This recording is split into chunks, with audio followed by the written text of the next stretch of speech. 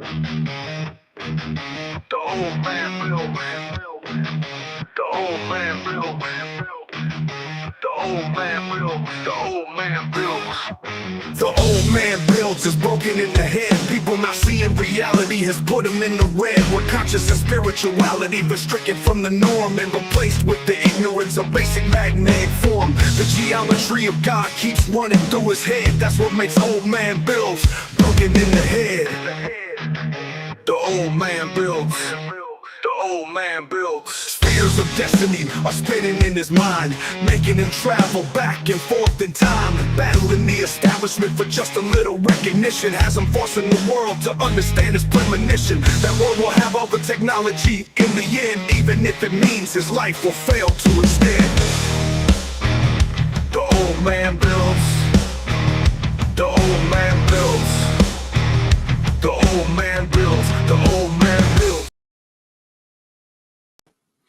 Hello everyone, welcome. My name is Nathan, otherwise known as Old Man Builds. Man, we are rocking today. Guys, what did you think of me and Joe earlier?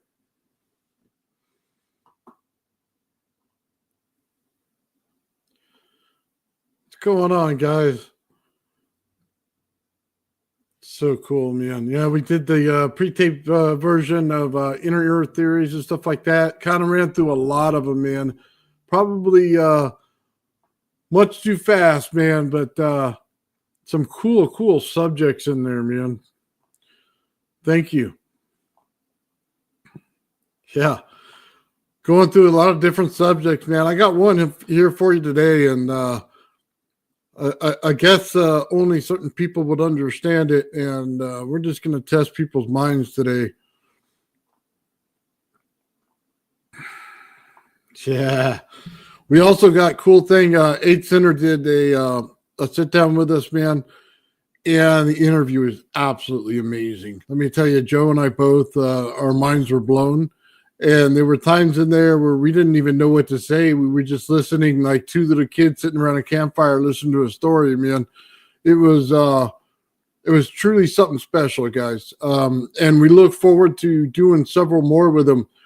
There was some cool stuff that came out, and a little later in the show, I'll play a couple clips of what was said there, but absolutely amazing. So much you guys have in the chat with information, and the more of you that come on, man, the more we all get knowledgeable in every subject. I think it's pretty important to understand that there's a lot of subjects just not explored by the mainstream media or the mainstream itself in science. And for that, it's their loss. And it's why they'll remain blind to a lot of different things that we're going to end up doing. They won't even have a clue about it. And I think, honestly, man, truly one of the things that I want to talk about today is, oh, man, I don't even know how to say it. It's Sal Paez and his tech and what he came out with. I can 100% tell you right now, there is one man that has the physical tech in his hands, which all of Sal Paez works is basically written about, to, for each other. I don't know how you want to say it. They go hand in hand. It just works that way. So, I mean, I know exactly what it is. And the hard thing is, man, I can't tell you, how do I want to say this? I can't tell you everything I want to tell you about it. And because it's not my cross to bear. It's not my project. It's not my thing. And I can't, but I can go into it in a little bit. So just want to make sure everybody kind of gets here and gets you know what I mean? Hangs out a little bit, man. Yeah, cool stuff. So, yeah, we'll get into that in just a little bit, man. I did tell you some understandings of it. So let's just kind of jump right into it. So for those of you who don't understand, this is 100% Gerald's tech when Sal Paez talks. And I can tell you that very clearly. I understand the tech. I understand how it works. So we'll just kind of go over this just a little bit at a time.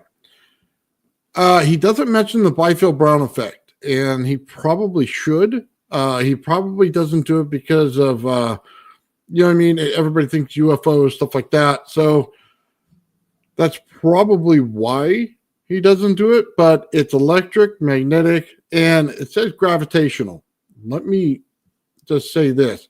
It's radiant is the other one instead of gravitational, and then it makes the gravitational field.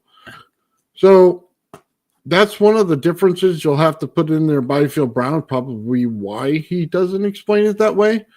But those are the three factors that go into building this thing. And it's a simple field, guys. We've talked about this 100 times. We know that the radiant field holds in the static field. We know that they combine together. What he's telling you when he tells you about plasma, if I stuck this thing in a vacuum, right, and I force it out and I force it in. Again, negative pressure for voltages that go into the positive realm, not the negative realm. And the outside field will be in the positive realm. So you have to look at, again, where is it that you're looking to use this at? See, there's a lot of people out there would just say, oh, well, it's got to go in a vacuum because that's what science tells us to do. No, not at all. You see, you have to create the effect in a vacuum if you want to be in space. But if you want to be here on Earth, you needed to put it in a positive pressurized environment. It's just basically outside. I mean, you really have to know which environment you're going into because the area that you're standing in is going to matter a lot when you're building this. So, yeah, it's going to create a magnetic field in the center because both the scalar component and you're looking at the static component. They're going to combine together. They're going to create a field that's magnetism in the center of it. And that's where your plasma field's actually going to grow from, is right there. They're going to be forcing into each other, just like this. And that's what's going to create the plasma. Now, you have to have rotational speed in order to get what he's trying to do. So there's no physical way to do it. We can rotate things, but we're not going to get him up to the speed that he needs. You have to create a solid state solution to rotation. And that's basically number one box you need to check. You're going to need a geometry coil. You're not going to get around that. There's no way to get around that. It's too much for mechanical devices to handle in what you're going to need. And it's a misunderstanding if you don't think a geometry coil can do it and flow like that. You're literally creating the vortex going up and a vortex going down when you're doing it in 180 degree out of phase. So yeah, you have to create that. There's no way around that. You have to do it. So let's go into this a little bit. The Heaviside component. If you create the geometry coil, what are you doing? Okay, this is where a misunderstanding comes in. And everybody thinks I'm going to say, oh, everything's got to be cold energy. No, it's a little different, okay? And I'll explain it this way. You're going to pinch fields, okay? Or you're going to hold in a static field. And you can only do it if you know how to do it. And like we said, with the field that goes on the outside, and we looked at it, we have the radiant, magnetic, and plasma. We know that we're dealing with that. We know that we're dealing with the scalar in it as well. So in each one of those times you can create that, you're going to create a level. And in each level, the static is in there. Well, the static is going to build in each level each time you create it. Now, when I say that's done 1,500 times, you really need to understand there's probably more than that. And each time you do this, you're building a separate field. Now, does that mean that it's not going to flow? No. It just means that you're basically creating one gigantic capacitor. Now, Sal talks about the Heaviside component. And let me tell you which part he's looking at. When you create that giant capacitor, what are you doing? You're taking the static that comes from the last field and you're releasing it. it continues to go around and around, and it creates a field. So let me just give you a picture of this field so we can all understand it.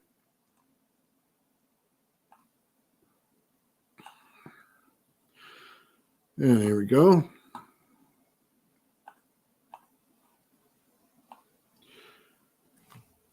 This right here was Schauberger. I want you to look around that coil. There's two intersecting fields there. You can see it. They continue to cross.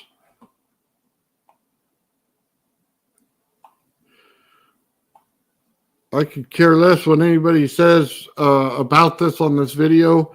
I only care about what the science is telling you right here. So I'll put it at a point where you sit right here. It's perfect. That field has to be created. So that's what's coming out of both the top and the bottom. This is what's going to be your Heaviside component. So remove that. So what are we looking for in there? Basically, it's a capacitor that takes static electricity and pushes it out, but it also pulls static electricity from the room in order to pull it in. Now just think about that. You got a vortex on the top, a vortex on the bottom, and you're pushing out the static and then pulling it in the bottom. That's fairly easy to understand, much harder to build, but very easy to understand.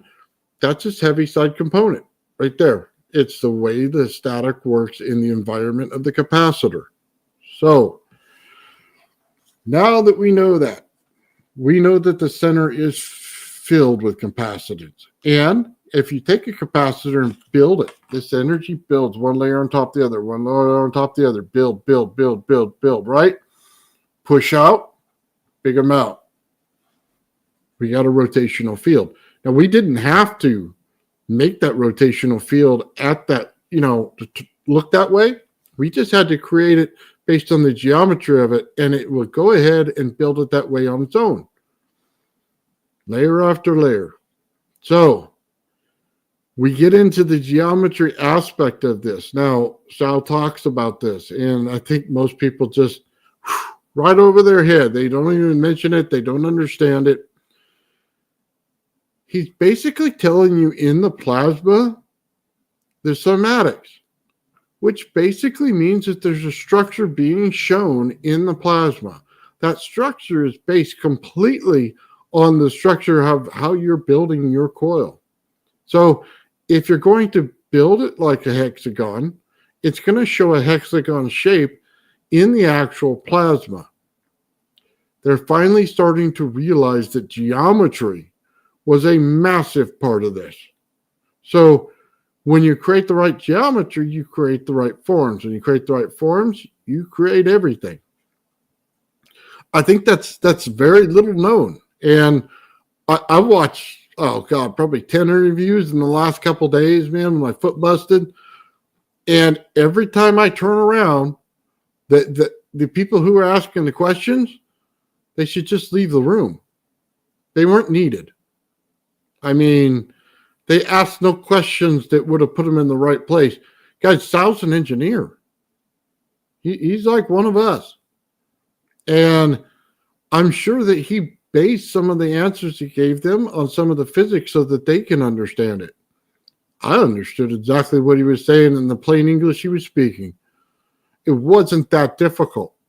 So I see a lot of that out there, man, and I'm sorry for you guys. You're going to miss it every time. But for those of us who know, can see it. You got cymatic going on.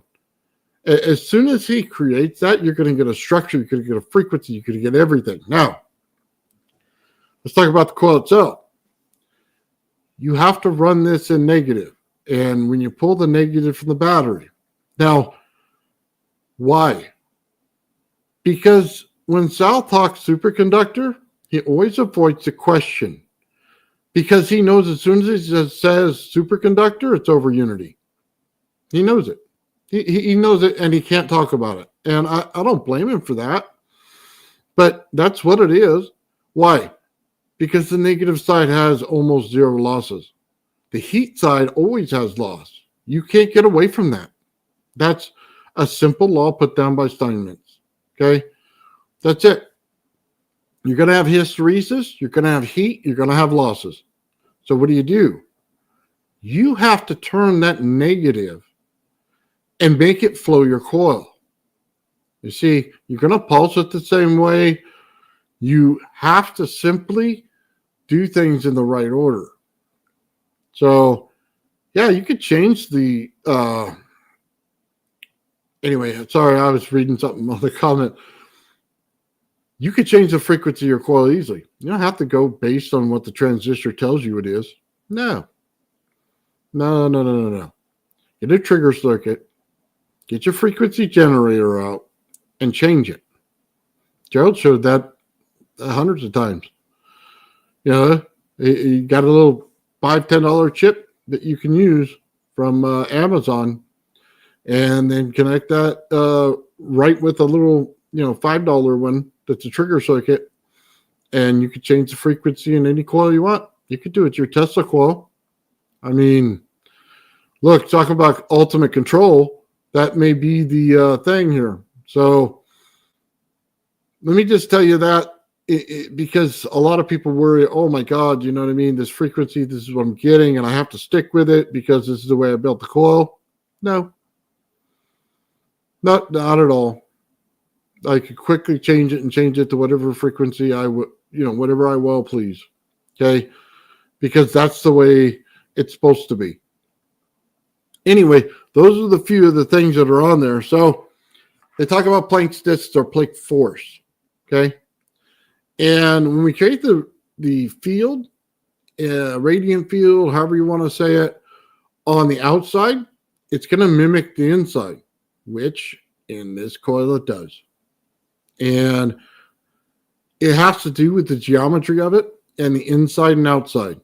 You see, the inside's the cold zone, like I used to say in my Tesla coil. That's the cold zone. The outside's the hot zone. So you're going to literally deal with scalar fields in the positive on the outside. You're going to deal with scalar fields on the negative on the inside. You could say the radiant fields. That would be acceptable as well. But you're going to get them both. So you're going to get both. And the coldness of anything is just based on how do you construct the loss. Zero loss gets colder.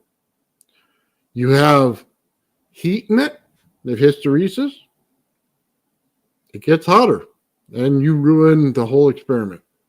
So the heat needs to stay on the outside, and it's the energy that goes across from the heat to the cold. See, the heat will push out that static a little bit and then keep it driving the same way. You got to be able to play between the heat and the cold aspect of this. The room plays a part. Room temperature and below is what we say. That's how it works. A lot of these things, man, are just big words that scare you. I hate to tell you that, but that's what they are. So room temperature superconductivity, yeah, it's there. Zero losses, yeah, based on your circuit. You don't know how to run in a negative, I got a video on it, guys. It's pretty easy. Let's see what else. We talked about the speed, energy, and rotation. Yeah, well, you're going to have to create the vortex, so 180 degrees out of phase. It is a must on that in order to make the build right. So that's in solid state. Talk about the Planck force. That's just electrical confinement. Guys, that's all I see it is, the electrical confinement. And as far as the room temperature superconductor, when you look at that, it just says zero loss and it gets colder. Guys, we may describe it, but we're not saying all these fancy words. I didn't feel it was necessary. Maybe I should. Time dilation. If you don't have time dilation, it's a failure. So let me just say that right now. This is going to create time dilation. There's no way to get around it. Every aspect of it is there. And yeah, Gerald, right there. Miss Jarvis knows. The time dilation feature, guys, is just a huge aspect to this. It's what's creating your gravitational force. I mean, think about it. Mass turning creates an exit force. You need an equal and opposite force in order to create the ability to hold some things in. So that force is created with the energy that you use. So you're trying to fix a problem with, you know what I mean, the mass of an object spinning, which creates the force that shoots it out, and then you're building it and pushing it back in with the energy that you create in each layer. I mean, if you've ever seen a magnet and you spun one and you see how fast it goes and then how the layers break out and where the drop-offs are, that's exactly just like scalar. It's building out the same way. Guys, I'm sorry I've done the test. It builds out like scalar. So when you look at it and you see the drop-offs in it, it's pretty easy to see what was going on. But, oh, time dilation's a fun one. That's why I'm building the project that I'm working on. It's simply the time dilation aspect I wanted to look more into. But we'll keep it on the subject here. This coil creates it. It's going to create it. And it absolutely is what Sal Payas is looking for. You know, there's some other stuff in here about transverse versus longitudinal up and down, transverse, left and right. I don't know how else you want to see it. I think there are bad terms for this project altogether, to be honest with you. They're not as descriptive as you need, and they're just probably the wrong terms to bring up in all of this. So let's see what else. We covered a lot of it. You know, there's a lot of things that come up in this as soon as you build a geometry coil. Canceling fields, how do you get 180 degrees out? Is there another factor in it? Guys, there's a lot more factors in it. Every piece of geometry you put in this is important. The field that you build on the outside based on the winding is important. The field that you put on the inside is important. Now, I always go with this one, and I have a certain fascination with it, the hexagon shape, and I built one right over my shoulder right here. I have a hexagon-shaped coil built 180 degrees out of phase, and it is 100% right in how it works. I could tell you this. I don't think any human being on this planet besides Gerald can get that coil without him helping you. And I just think that's the way it works. I think it'll be lost to everybody because it's not normal. And it probably has to go with an engineering mindset. Every engineer is built kind of close to the same way. They all think the same way. And people who are not in that area of understanding wouldn't understand it at all and wouldn't understand why. And it has to do with the human trait more than anything. And I think all engineers have it. And I think every non-engineer doesn't. And it'll stay lost to every single one of them. And trust me, it's a huge, huge part of this. So anyway, I just want to kind of address that. I'll do a video on it, guys, at another time. But Sal Payas and that super force, Jared already has it. They've been working on it for 12 years. I've already seen it. And he's done enough tests to prove that he has it. So I give credit where credit's due, man. Gerald's got this one in the bag. So I only wish that he would show more of what that tech actually does. See, I think he's covering the surface level of stuff, and he's hiding the rest. And not saying that's bad. I'm not saying that he shouldn't. I'm just saying that there's more there. And you can see when he did his presentation, he's got a lot more information than what he says on the surface level. And I can tell you honestly, it's right. It's honestly right. Every part of it matches. In simple tests you do with the coils, they match. And the force you're looking for, it's there. I think 400 volts on what he says is there, or what he's shown is there, I should say, is a very, very small number compared to what he pushes that thing at. So Anyway, with that said, he also does it in different different things, man. Silver, gold. I mean, they're going to create different effects. I mean, you have to understand how many ohms is on it. How much resistance is there? Resistance is heat. If you're using a cold system, isn't it important to use certain wires in order to create that cold system? I mean, think about that for a minute. You're literally creating heat if you use a hot system and you already have loss. You've already failed to create room temperature superconductivity because you created heat. You have to create it in the negative. There's no going around that. And it's not a hard ticket to build. It's very simple, actually. Gerald showed us himself. But it really is that. This thing, I can't be part of any project that kind of builds it, to be honest with you, because it's Gerald's work, and I don't give away his work. So yeah, Gerald's an awesome guy, man. So anyway, yeah, there you go. There's Gerald's site. Subscribe, yeah. All right, guys, let's get into this a little bit. We'll leave that alone for now. Like I said, I'll do a video and come back to it at some point.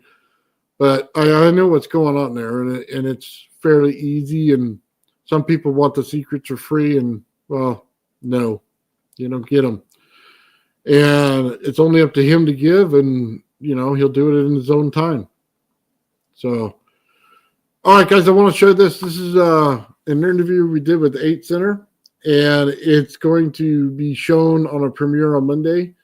Guys, some of this stuff live premiere, we're kind of flipping back and forth just a little bit. And I'll tell you why. Because some of this stuff with interviews, I like to do pre-tape. Makes people more comfortable. We can cut stuff out later. And it's just a cleaner way to do it. I do have to work on my backgrounds and stuff, guys, because as you go back and are able to look at it in time versus live, there's a lot of stuff I'd like to clean up. So hopefully everything works out well. But this right here, I'm just going to give you a little taste. This is, we're going to talk about the orgonite here and some of the stuff. So I hope you guys enjoy this. There. But you need to copy the electromagnetic system of the body first. Okay, there are coils in there. But you need to copy the electromagnetic system of the body first. One thing that most people don't know is your body can only use 3 frequencies at a time. Doesn't matter how many it's exposed to, it's the 3 dominant frequencies that are going to make the biggest difference. So you can't just throw a chakra pyramid together and expect it to work on all the chakras at the same time. Unless the crystals involved work in all the chakras at the same time, like kyanite, for example. Kyanite, yeah. So we have 3 electromagnetic generators in our body. We've got the head, the heart, and the gut. That's what absorbs these energies as etheric, if you want to call them scalar signatures. So if I'm designing a bespoke pyramid, I need what I call bridging stones or family stones is my main focus. So it's balancing which crystals work together to create whatever effect I'm trying to get out of it. I mean, if someone wants to work on their telepathy, there's certain crystals that are said to help that. If someone has physical problems, there's certain crystals that work on that. And what I call bridging stones are, if you break it down in 3 ways, the heart generates the strongest electromagnetic field for the body. So if you look at that in a toroidal fashion, it's following this sort of figure 8 thing where it's going in and out, right? But at any one time, it's simultaneously going in and out at the same time. So you have the up, the center, and the down, if that makes sense. Mm-hmm. So you have, in chakra terms, that would be a purple crystal for the top, a green crystal for the middle, and a black crystal for the bottom, or red for the root. you need to have those 3 bridging stones and work around that layer. Or you can do it in, say, and if anybody doesn't know what chakras are, there's 7 of them in the body. You've got the root, the sacral, the solar, the heart, the throat, the third eye, and the crown. So bridging stones work on the top, balance, and middle. The group stones, you can work on the root, sacral, and solar at the same time instead. So it's more lower central, or you could have a heart, a throat, and the crown at the same time, if that makes sense. Okay. They have to be grouped, or they have to be split in a way that works as a group. So when I'm building a custom thing, that's how I go about it. That's the thought process. Any coils that are added to that amplify or add to that base signature.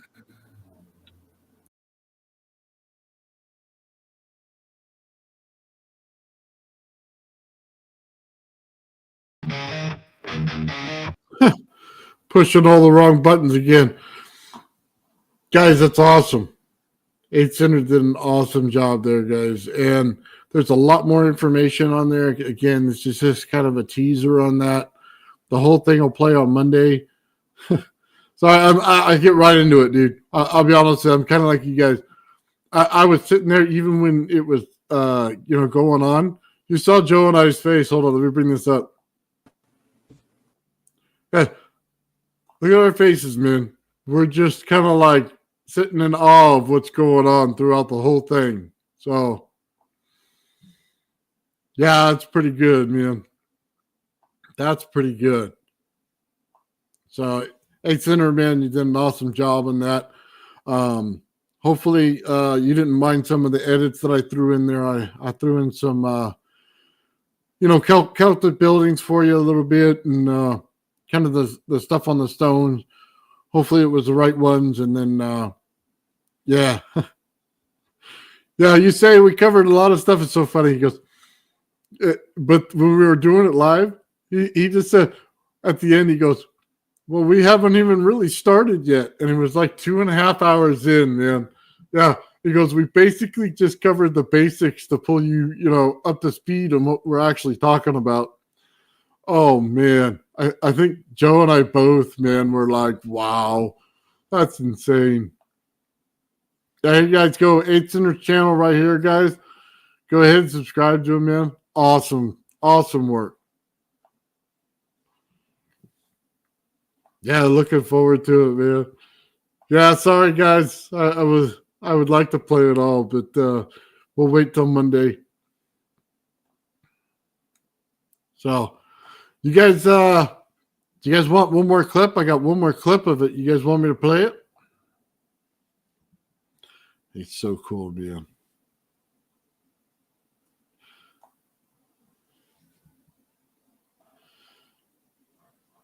Yeah, if you want any of the pictures, man, I'll send them to you. I'll pull them up and send you the email. I think this time, if we do the pictures, just number. I think my file's set for numbering for whatever reason. It doesn't like alphabets. I'll have to reset it. So play it, yeah. Oh man, I want to tell you this right now. Let me play this. It kind of goes into the woo a little bit, and it's a little bit of clip of a little bit of Atlantis, and I was fascinated by this portion of it. So, all right, guys, let's get into it. Sold by how shiny and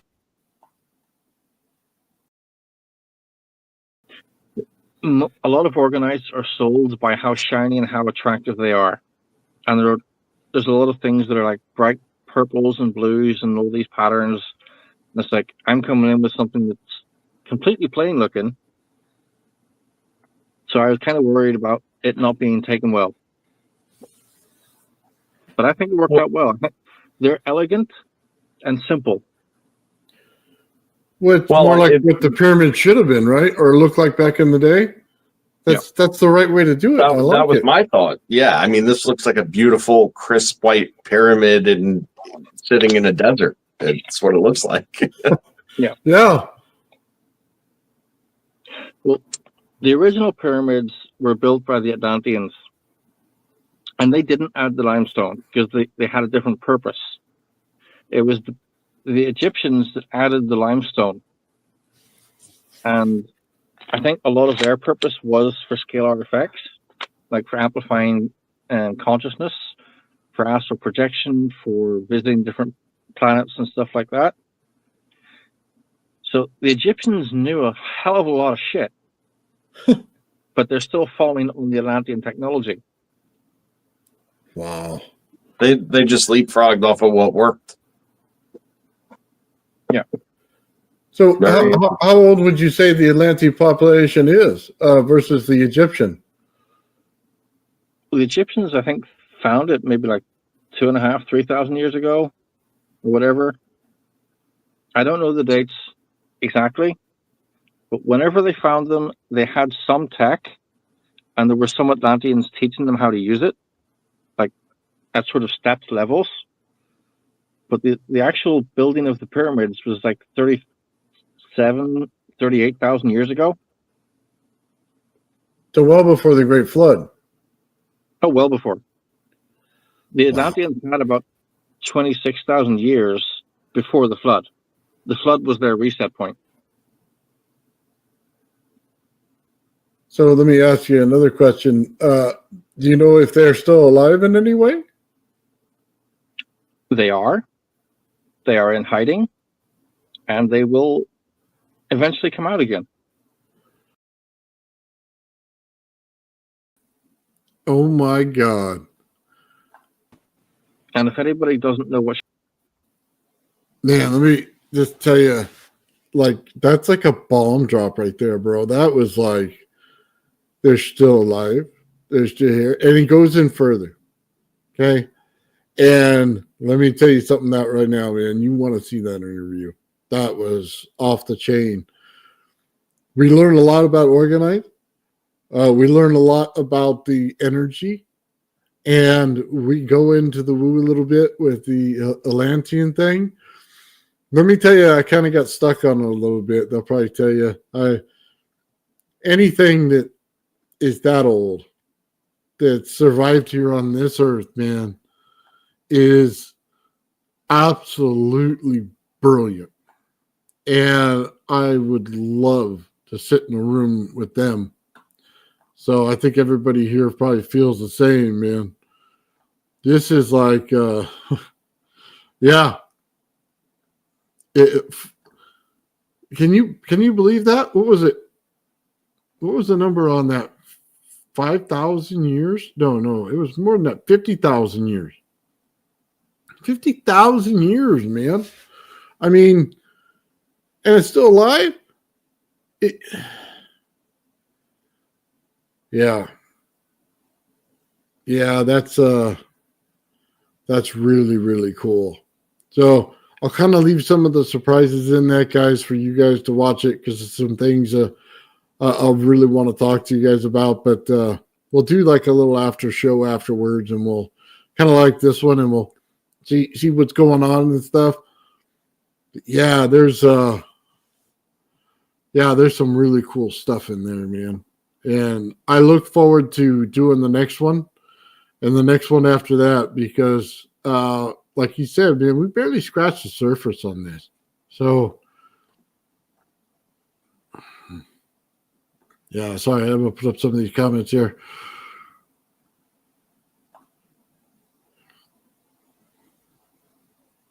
Dan Winter. We're gonna have to look up some Dan Winter information.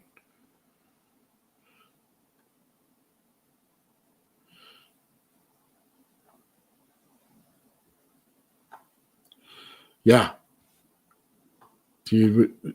Trust me, it's well worth it. So I wanted to give everybody time to check it out, and it's checking out some of the footage and stuff. I'll be honest with you, man. Some of this stuff it's kind of hard because you tie into some medical stuff, and it's kind of hard to avoid. But I think he did a great job of skirting that limit. When we got there, I think I took out one word, and it's just a trigger word for YouTube, and that was it. And the rest of it was just cleaning up. We're trying to look for stuff, and God, I was having a horrible day pulling up the files. So I cut out my ignorance of finding the right file for them. And other than that, that was all the edits that I made. I pretty much everything else is left in. So,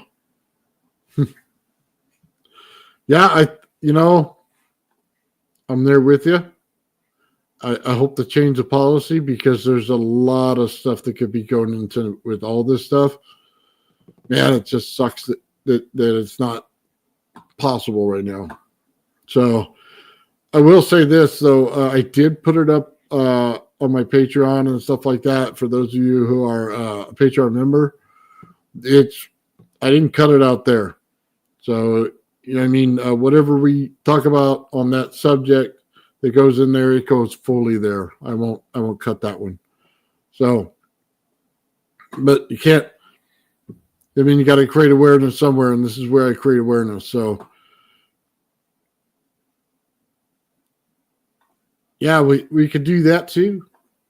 That's one I won't cut. So maybe I'll drop the other version on there. Like I said, it was one word, so it's not that big a deal this time. I have a feeling it's going to become a bigger deal. And some of these things just tie together. We're looking at structures here, guys, in some of this stuff and how they're built and layering and stuff. Things I didn't even know. Stuff that I really needed to know, and stuff that's important to know for yourself.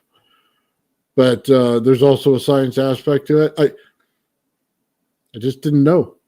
And I think the cool part, man, it was that we got to get into it.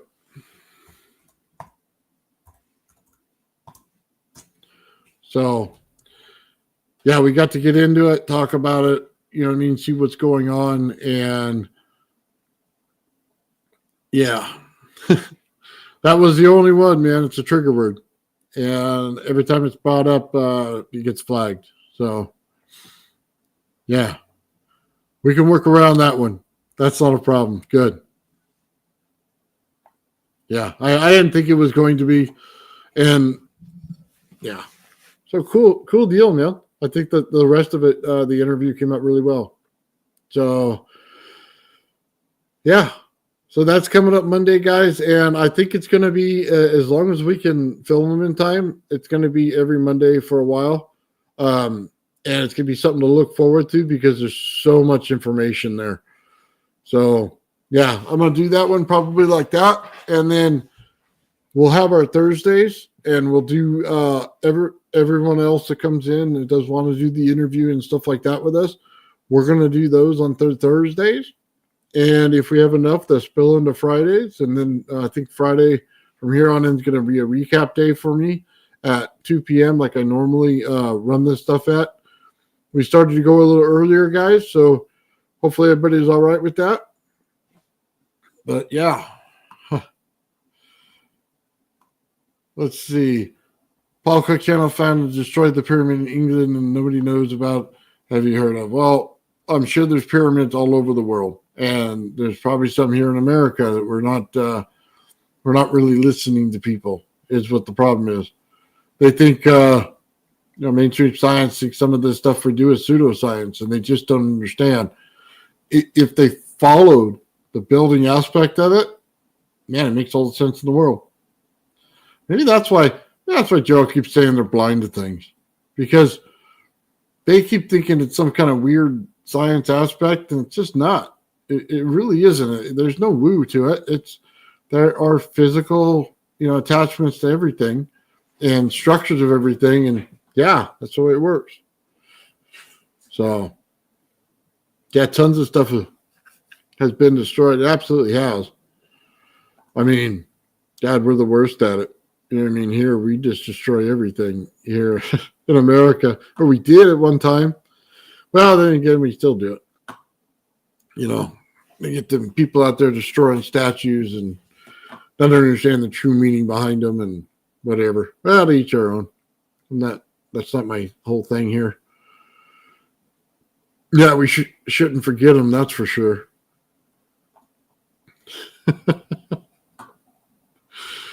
Oh yeah, we could use the C word. Yeah, honestly, man, I don't think it's that big a deal. I think that word's okay if we start talking about astrological stuff. I think that might be all right.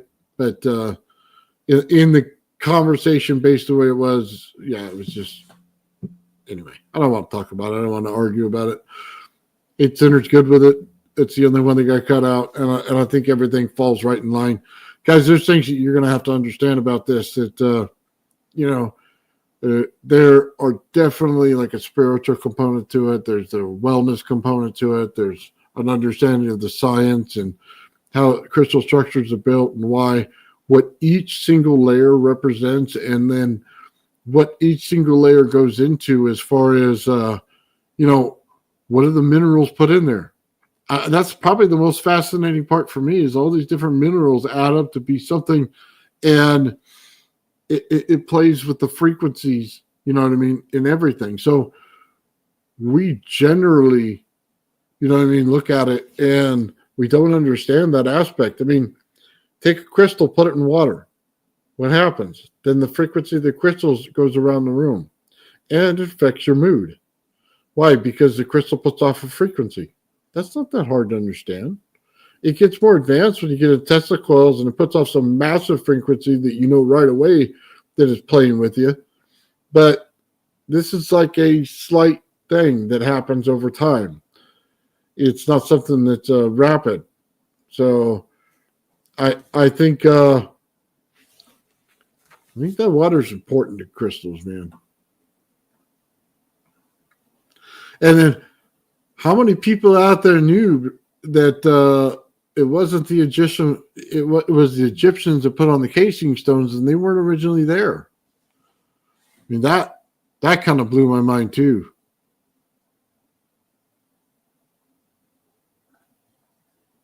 Nice. Got a star named you. Happy birthday. Very cool. Filters, yeah. We all deal with those. Yeah, I got to look at water as its individual parts. I don't think a truer statement's ever been said. It's really what each part is. I don't even know how to say that, man, any more than what it said, but it's right. Man, you're welcome, man. Appreciate it. Oh, 8 Center has somebody he's going to bring on, guys, and I was hoping he'd bring this up. He has a lady that can remember her whole past life in Atlantis, and she said she's willing to come on the show and talk with us. So I'll be honest with you, man, absolutely fascinated for that conversation, and I'm going to dive in head deep. You'll probably see me like a deer in the headlights watching that. That's going to be a fascinating show. So, yeah, hopefully we can get that done in the next, few weeks or so, or maybe set it up by then. But that's going to be really cool because that's, honestly, man, if you're not into this stuff, it's going to torture your mind. And if you're open to it, it's going to be awesome. So. Nice. Toth. Oh, yeah, we heard something about that too.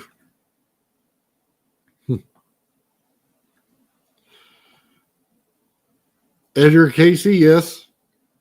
Very cool stuff on Atlantis. I saw that. He turned on mermaids when he was young. Buddy, I think we're all in that same boat with you.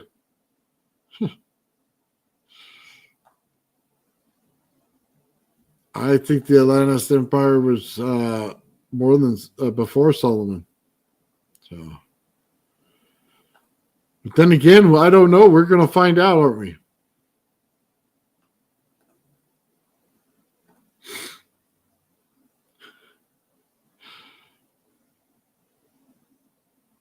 Thank you very much, man. Yeah, just catch it in the morning, man. Good to go.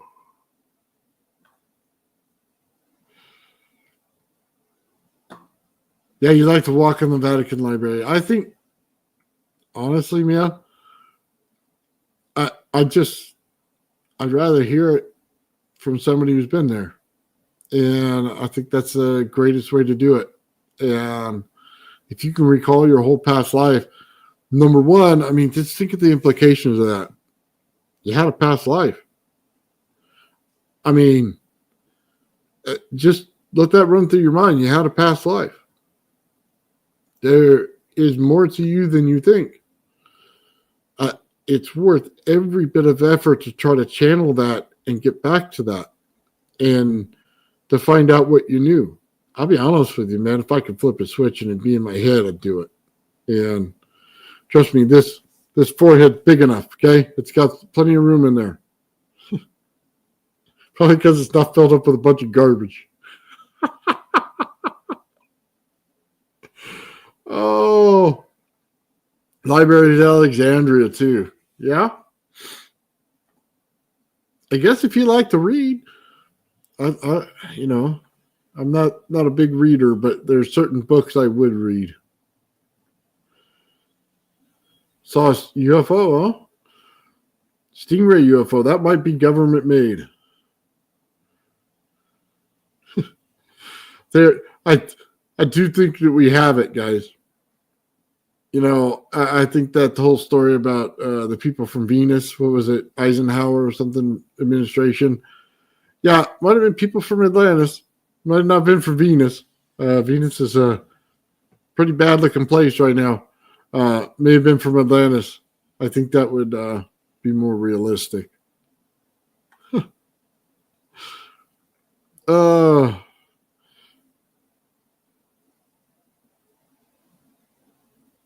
Yeah, you can share all you want, man. Look, this is open, man. Yeah. Create awareness, bringing a translator, AI, and Ken Wheeler. Dude, I absolutely love Ken Wheeler's work. And the fact that he published the book before anybody else could get their hands on it was a genius move. So, yeah. Hats off to that guy, man. So, AI can kiss both cheeks, man. I'm not into that at all. I have a device that would fry anything that comes near me that's AI. I do not agree with it. And, yeah, it's just not the thing, guys. I don't need something to think for me. I never have and I never will. And I don't need a computer to tell me if I'm right. I'm just going to build it. And if I'm too lazy to build it, guess what? I didn't need to know. So, yeah, no AI for me, man. Not at all. No little pretty dolls, nothing. I'm not in that world. I won't be in that world. I'm not going to that world. And I'm not going to sit and ask computer questions all day. Sorry. I'd rather do the physical experiments. So, besides, it doesn't even have the right answer. It'll start calling you a crackpot and a weirdo when you start to ask it the real questions you want to ask. Like, hey, how does time dilation work? Well, there's space-time, and you see we have this flat space, and then we bend it in half. And by the time we bend it in half, we got to stick holes to the top and bottom. And, man, that's how we're going to get there. Well, yeah, I guess that worked when we were in kindergarten. I stuck my pencil through a couple of papers in kindergarten. I didn't think it was mainstream physics. No, it wasn't something I thought about that way. It just doesn't work. I mean, everything's in spherical shape. We're in geometry, of everything. It makes no sense. It just doesn't. Oh, we take this flat plane and the balls roll towards the center. That's gravity. That's your balls. They roll. Okay. All right. Now you better come up with a lot of math to hide that look, because as soon as people see it, they're like, that was poo. That was more than poo. That was double poo. You pooed on that 3 times, man. That was nasty. So, yeah, sometimes they shouldn't describe things. You should just leave them as a formula because it looks bad. I mean,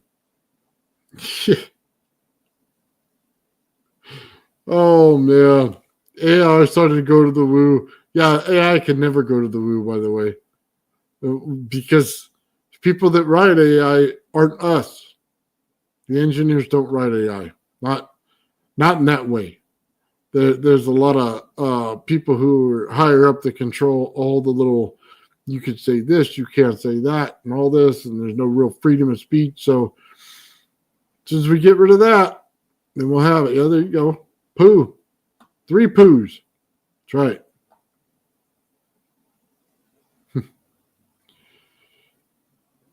Yeah, I'm not going there with the AI. No, thank you. I think to be honest with you guys, I'd rather go to a psychic. I think I'd get a better answer than AI. Can you imagine that? AI, what's my fortune tomorrow? Oh, we don't know. Oh, okay. Hey, a psychic, what's my fortune tomorrow? You're going to have good fortune because you spent your money with me. Okay. You got something better? If you get a real one, they start rubbing that crystal ball, you might get something really good. So, yeah, that's funny. Yeah, I'm not a fan of AI, as you could tell. Yeah, they could tell a sci-fi story. You know what? Mine told me. I went on and tried it once because somebody says you could use it as a voiceover program, right? And after 1 shot or 2 shots, and I put all the words in there, it says repeat back to me, right? Just so I can get the thing translated or put an AI voice. As if we can't help you with that. Well, then you're pretty much worthless to me. I don't need you to tell me what it is or try to tell me an answer that you made up out of your beehole. You know what I mean? I need the real thing. Oh.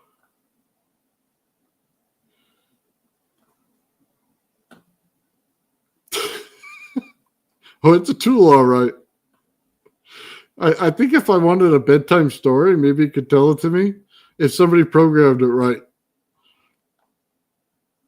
Oh, man. Good to make music, yes.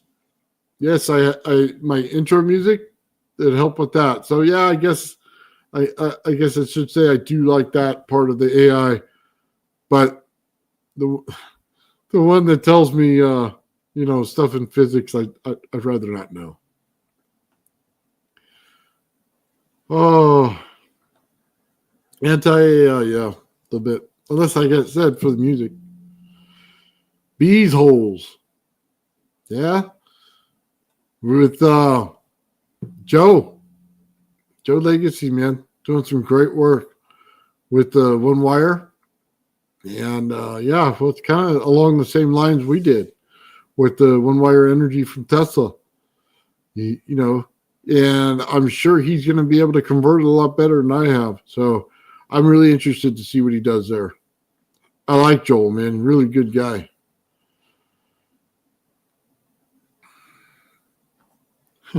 Ask it to make a short and funny story. Well, the sad thing is I'm funnier than AI, so you know what I mean? I'd rather make my own story. I could just do little Star Trek stories and have fun.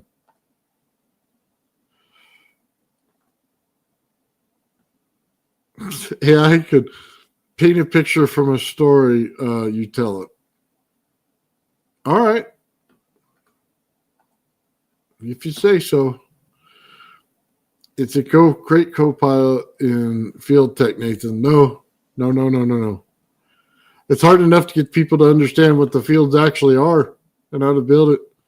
I don't need a co-pilot like that. Dude, I put a mirror next to me and argue with myself if I wanted to.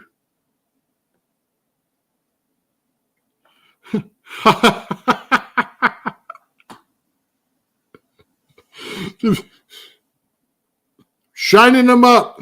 No, I'm working on them tomorrow. My foot's starting to feel a little bit better, man. Hopefully I should be able to walk tomorrow. I'll get over there. I don't like using power tools when a part of my body's not working. No reflexes going on in case you miss something with you playing with those. So no sauce for Nathan when the body doesn't work. So I just got to cut the top and bottom pieces of wood, put on the plastics for it with the other pieces of wood that go down. So we're just creating a basic frame structure.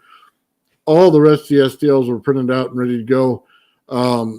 Checked all the clearances. They should be pretty good. Been sanding up some of the parts as my foot busted. Not a problem there. It's ready to basically, once I get those things done, I'll just clean them up a little bit, maybe paint them real quick. And then we're ready to assemble.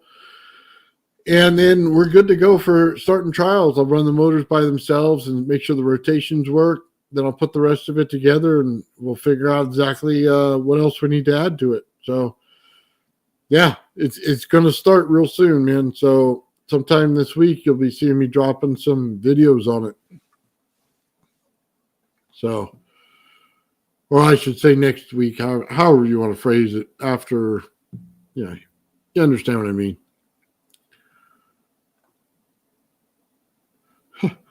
Ball buffering. Oh man, it's like your bowling ball. You put it in your towel and you just work it. Oh,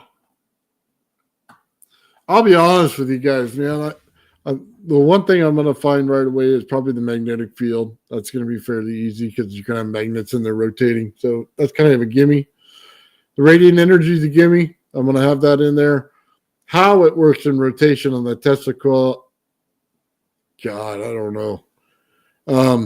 I should have probably done an individual test first, but we'll run it real low and see what it does.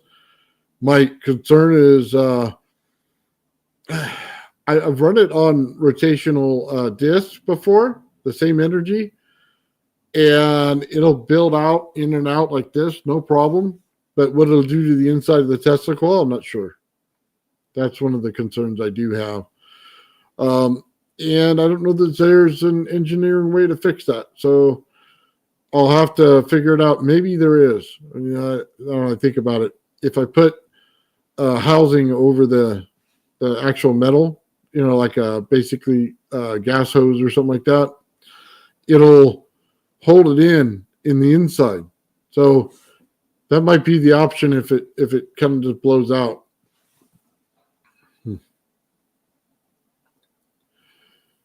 Yeah. So we know those two components are going to work. Use a compass next to it. That might be a good one too. Yes. You could use it for a tumbler. Yeah. Let's see. I had a job years ago taking old push button TVs, converting them into remote control.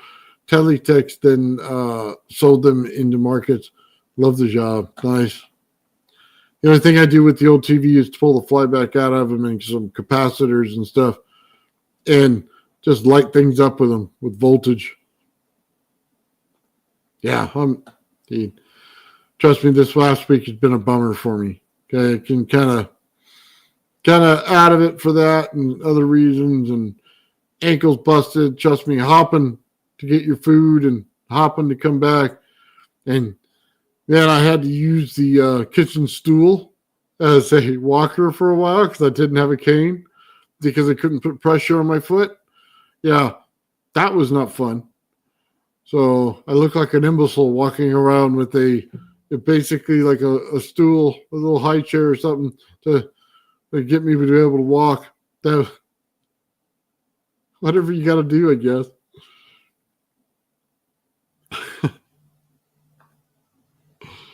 Yeah.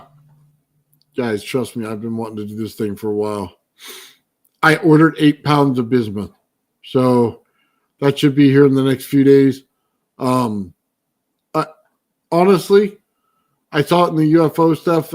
and it was aluminum business, aluminum, but there was no crystal, like there's crystals in there, but it was flat bismuth. So I'm unsure of which way we want to run it and try it. We have room in there for the bismuth to grow crystals inside or to leave empty spaces in there. So we'll have to see how that worked. Nice. Got shocked 3 times. Trust me, I've gotten a lot more than that.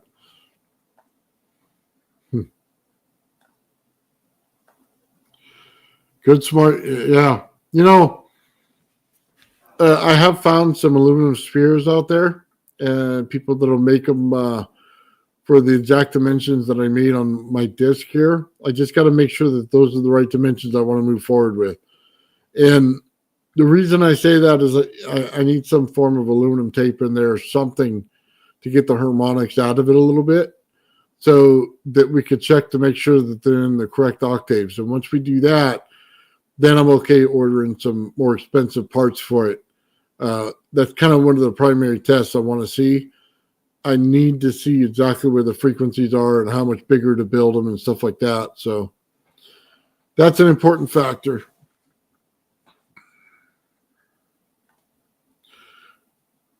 Fill in the cavities with crystallization. Yes, that's on my list. Just got to figure out exactly we want to do that. And salt is what I'm looking at. It's something in the salt variety where it's going to grow within a day or two and build out the crystal and, you know, get something like there. What is it? I have some Epsom salt over here. I have regular salt. I think I should run them in a beaker this week and just find out exactly what they look like and what they're doing, man, because that's what we probably need to do. Hey, guys, if you got it, if you remember in the chat, man, feel free. Go ahead and, you know what I mean? Put it out there. This is cool. This is the way it looks like to me when I see it in here. But when you go to the chat, it looks all different, man. I think it's kind of cool. Might be able to alloy bismuth with copper and make it workable. Yeah, I don't know that I want copper, though. And I try to stay away from the copper because it sometimes puts fields in there that I don't like. And we already have a copper aspect to it. So there you go. Matter of fact, I'm going to get in on it right now. So let's see. Get this right.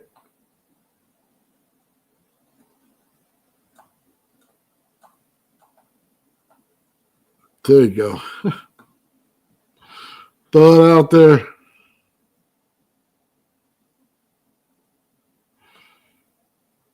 Let's see.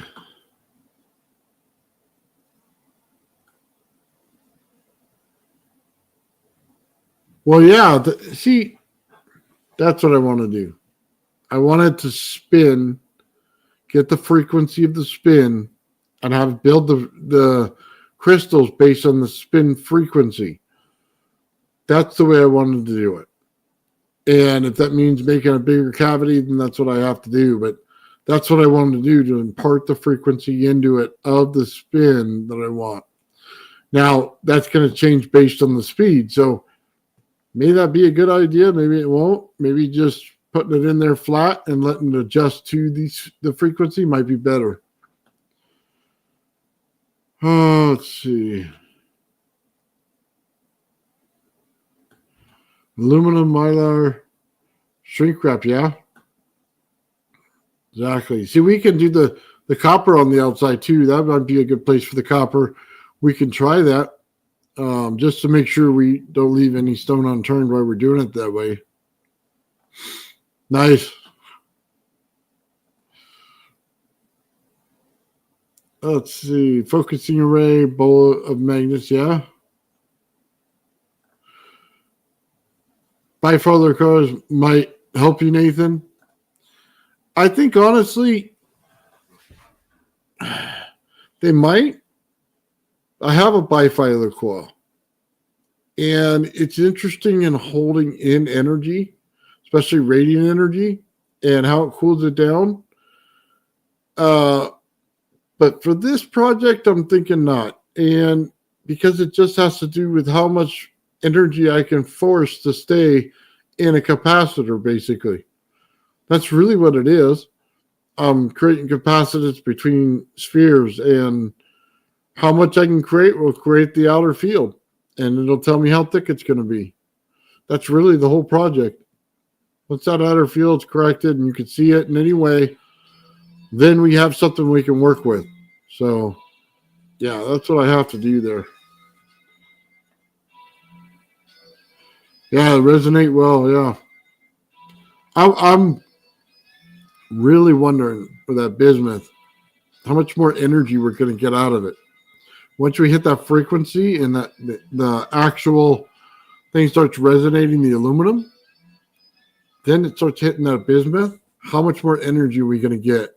I do want to find that out. Yeah. Make the inner ball a coil. We could try that. Basically, guys, I have a see if I have it right here. I'll show it to you.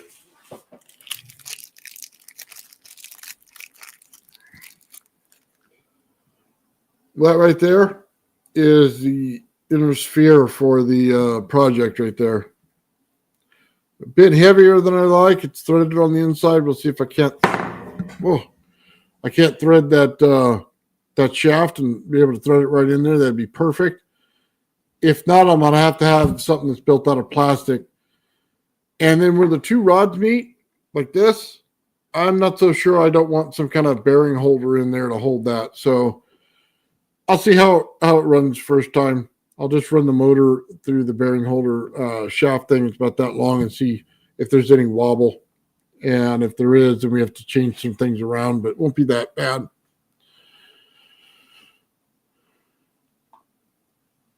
Helps give it mass too. Well, I don't think mass is going to be my problem, to be honest with you. I know everybody seems to think it is, but I don't think it's going to be. Because they have to have equivalent ratios, the mass to energy. So the PLA comes out pretty thick, and then when you start adding aluminum in there or bismuth in there, the amount of mass is getting increased by a lot. Right now, I think it weighs maybe 5 pounds, maybe 3, somewhere in there. You start adding those other things, man, we're looking at, more than, what I said, 8 pounds of bismuth I ordered. If we even use half of that, you know what I mean? That's 4 pounds right there. The aluminum itself is another 2 to 3 pounds. I mean, before long we get to 10 pounds, we're going to have an enormous amount of mass versus the energy going in. So we have to keep it on a level where it's close to equal, and then we can push the energy further than we can the mass in order to create the fields we want. So, yeah. Thickness, geometry, shape. Nice.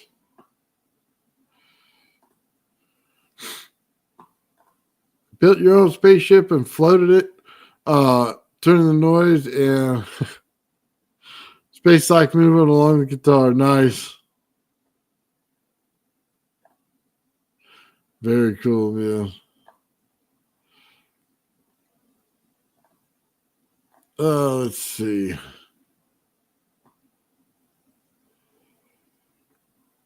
Well, we're gonna find out, aren't we?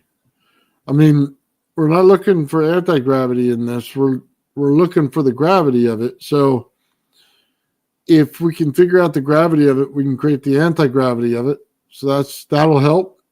But I think I already know what the anti-gravity is. So I'm going to create the gravity portion. And like I said, can we get the water to stick to the surface? I think that's pretty interesting. I think what you guys are going to find, and it's so funny. I talked about the geometry coil earlier, right? There's not much difference in the spheres I'm doing. It's all based on the same concept. Not much different than the gravity flyer was, same concept. I think what we all are going to find is there's a lot of concepts that are exactly the same. And once we figure it all out, it's going to open a giant door. And I'll be honest with you, the whole aspect of it, of the gravity, anti-gravity thing, it comes down to how to build 0 point. And I don't think people really put all that together. You couldn't get free energy, everything. They can't release it because there's too much involved in it. And you're going to get time dilation out of it. Once you get time dilation out of it, guys, we're literally talking the whole thing right there. All of it. And with so many bad people in the world, man, I can see why people don't want it out, because it would absolutely be a bad effect. But if it's up to the government to regulate the heck out of it and not allow it to be at full strength, I just don't think they found out a way to do that.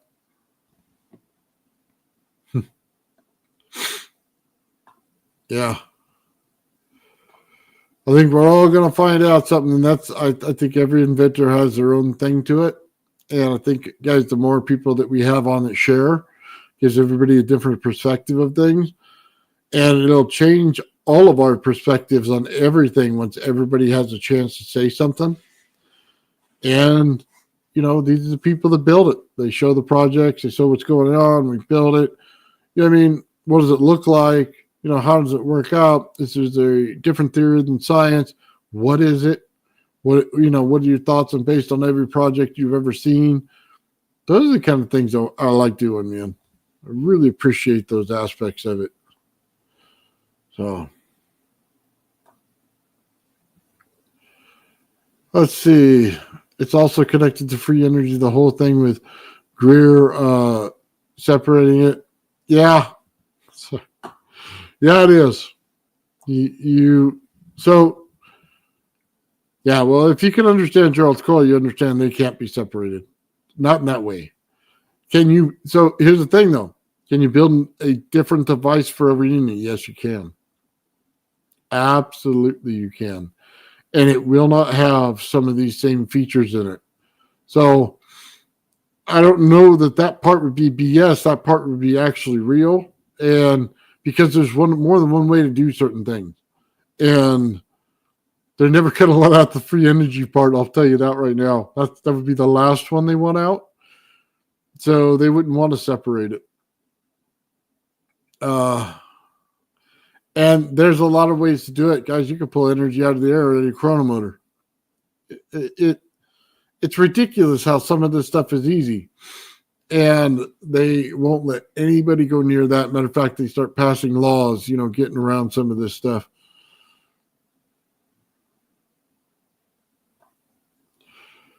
They can see it in heat works against gravity. Well, I'm going to put your theory to the test here real soon. I'm going to take out my gravity flyer, create the field. I'm going to put heat under it. And I'm going to take my thermal cam and try to find out if I could see it. And if I could see the field based on that heat, you know what I mean? And see it moving around there, then we got something. I can already see it when I create it, like whether it holds it in or pushes it out. Kind of should be, enough, but it's not. Let's see. Yep. UFO like a capacitor. Top is positive, bottom is negative. The middle is dielectric, rotating magnetic field around the craft. Yeah, that could be an easy way of saying it. Yes, a little bit more complicated than that, but yeah, I can go in that direction.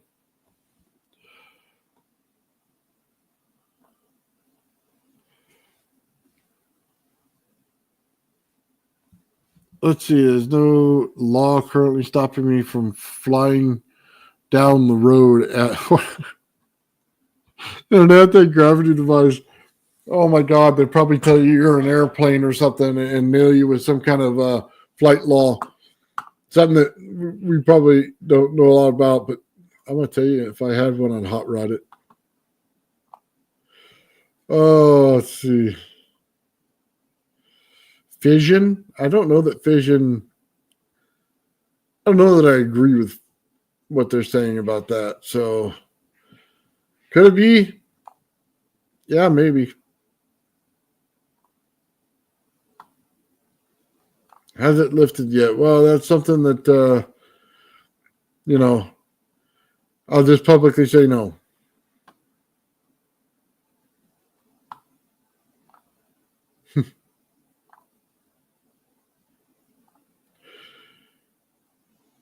Oh, man. Heat rises. Yeah. Well,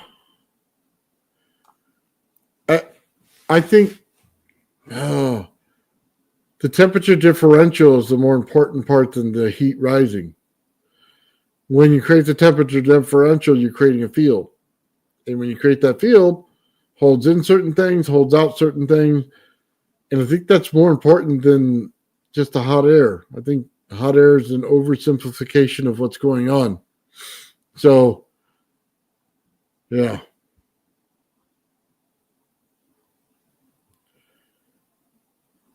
What's going on? Hey, Negative Res out there. If you want to be on, man, I'd love to have you. I'd love to talk with you about those testicle bottles and stuff like that, man. I'll make the time to whether wake up in the middle of the night to meet your time zone or whatever. But if you're interested, let me know. Love to have you on, man.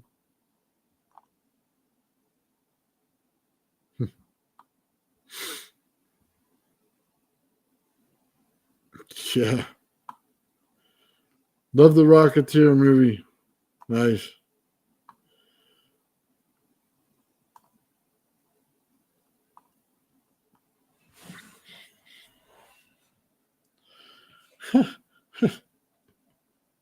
Just lay over spears with Petlo tablets. With some soda. You got some pressurization of some Coca-Cola in there? Well, we'll all be flying, man. Oh.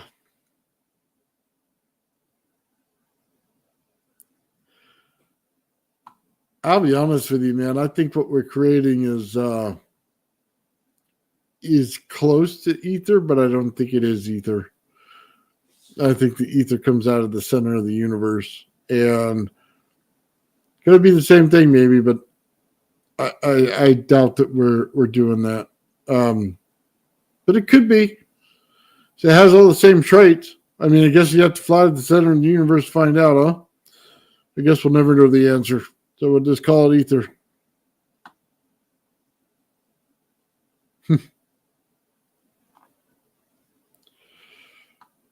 Heat and pressure on the media. Yeah.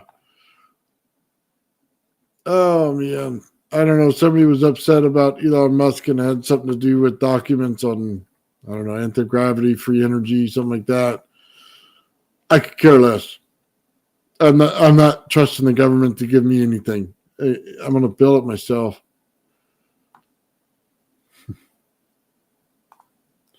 We at the center here now, maybe.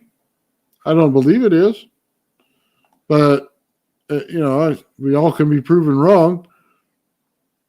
I mean, I think we're just one planet among many, and one group of humanoids out there in the whole cosmos. So I wouldn't be shocked one bit if I saw an alien. It just would not shock me. I think it's an inevitability of the human race. So,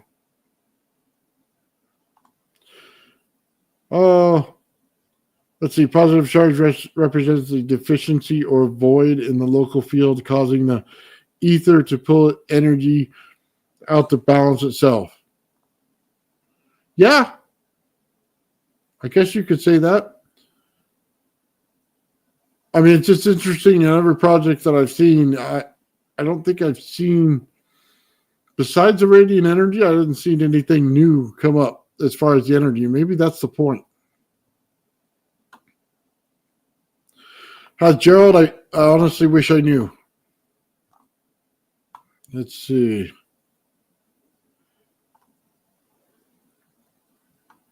So I guess, hold on a minute. Seen 3 UFOs in his life. Florida, Ohio, and Pittsburgh, Pennsylvania. Or Pennsylvania, I should say. Interesting.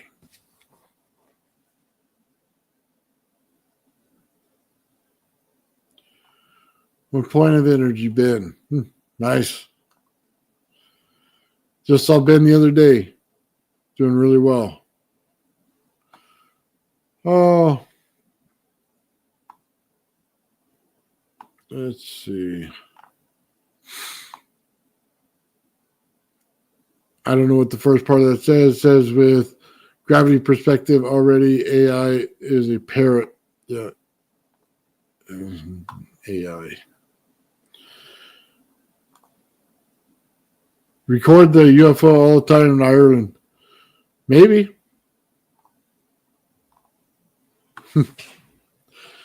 Man, I used to have copters over my house all the time running my Tesla coils. Now I don't. And maybe it's just they ran out of money on their budget. Oh, that's funny. Let's see. 30 minutes from Wright-Patterson Air Force. Now that makes a difference. So the question is, are they man-made or are they alien? If you're seeing that many UFOs. So learn to read the crop circles. I'll be honest with you, man. Some of those patterns have a lot of information in them. And if anybody ever knew, man. Let's see. All Earth made of is most you see has been done, just hidden. Humans cannot live in this field.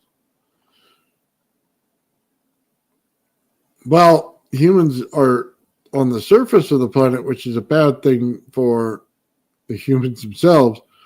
We haven't realized that yet. We eventually will. And yes, it has to do with the fields and the way the fields actually work. We're like a hot dog in a microwave. We just don't know it yet, man. We're going to get split open and burnt. We just don't realize it yet. You'd love to be on? Right on, man. So here, let me put my email in here. Just email me.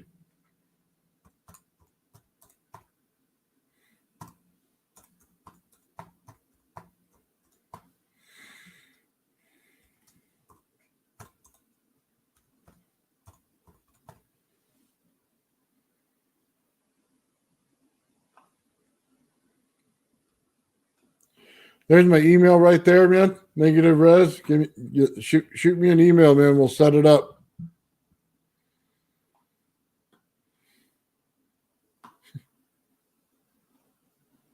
Humans are bad for humans.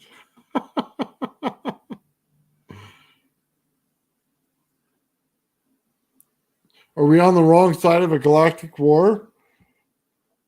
Well, if it's going on, man, we're pretty much oblivious to it. So good side, bad side, who knows? At this point, man, I don't even think we're part of the conversation.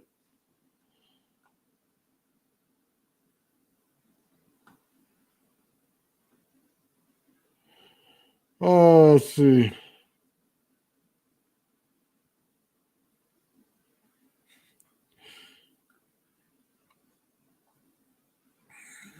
You cannot create the third field. You are iron and water. Well, maybe. I know you have those things in you, but you also have a lot more.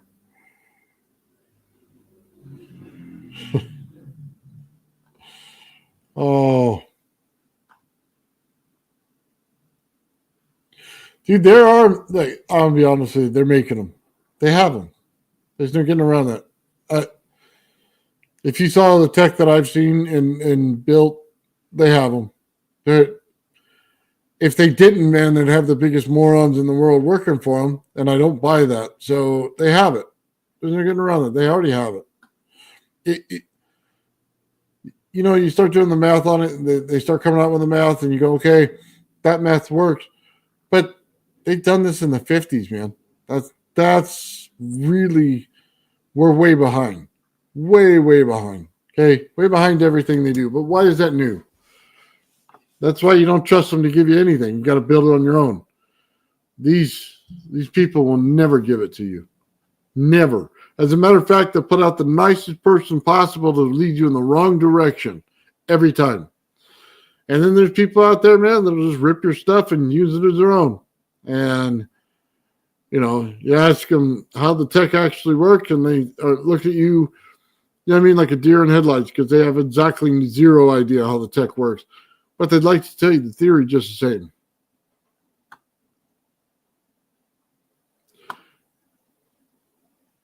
Let's see.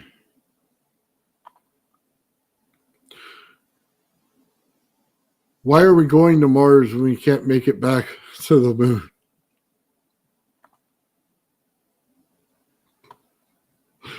Lost technology, to get to the moon. There's a bunch of BS. Dude, I'll be honest with you. Look, go to the expensive telescope. If there's a flag up there, we've been there. That's it. There's no getting around it. Okay? Why they don't want you to go back is probably a better question. Do we want to go to Mars? Yeah. But they don't have a proper moon. So it causes chaos on the planet where it shouldn't. They have no tidal force. Not to what they need. They need enough to pull the water out of the ground. Then they'll have a proper gravitational field. It all depends on that moon. That moon is like an anchor for us here. That's why it disturbs me when they say they want to put up moon bases. Why? You want to kill us all? Is that what you want to do? You're going to what? Blow up the base on the moon later and then we all die because you blew up the moon? Yeah. To be honest with you, man, just stay away from it. I mean, till we can realize not to be a warmonger, stay the hell away from it. I don't want your moon base. If aliens are up there, great, but I don't want people up there. You know what I mean? You stop trying to ruin all of our lives. Shit. The fake footage, the egg. Oh my God. The egg. Conspiracy and a half. Tesla was the biggest genius of all of us. Okay, let me just tell you that. The past, present, and future belong to that man. Okay, sorry, I'm not behind Einstein on this one. Tesla, way smarter.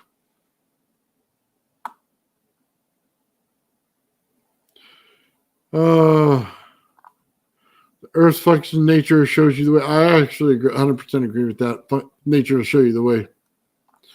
That's why we're doing this experiment I'm doing, because it literally is based on what nature's doing. So, yeah, Steinmetz was up there too with Tesla, but remember, Steinmetz defined Tesla's work. He didn't create Tesla's work. So, Tesla probably didn't create it either. And he redefined whoever did it before him. And then before that, there was magnetic theory, and you got to go back even further.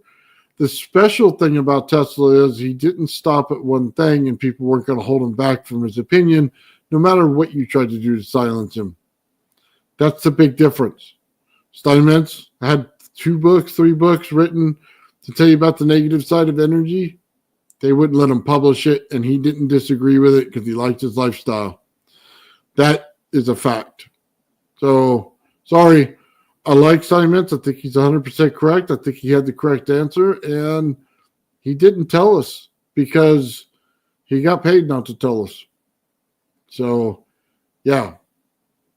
I don't doubt that he was a genius, though. And I don't doubt that Einstein was either. But my favorite in all of it is Tesla because he just screw everybody else. This is the way it's going to be. I'm going to find it. I'm going to fry it and find out.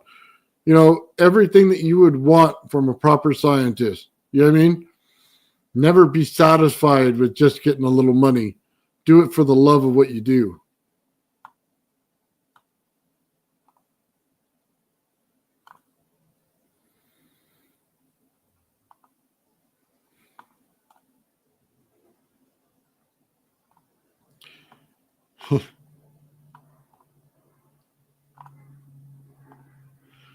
Wireless transmission was made 100 years before Marconi. Yeah.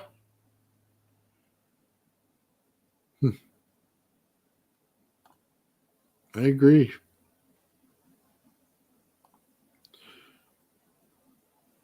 Well, I hope she's smart. Generally, when you hang around a genius, you do get quite smart. I'll be honest with you, man. People overlook Schauberger because that whole German thing happened back in the day, but the guy was actually brilliant when it had to do with nature and stuff like that. So, yeah. Wife was his cousin. Man, that doesn't work out well.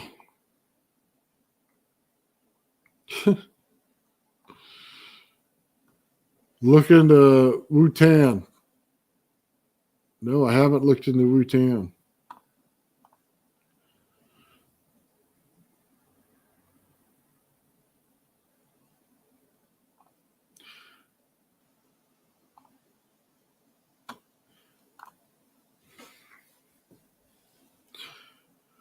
You don't think Einstein's smart, huh?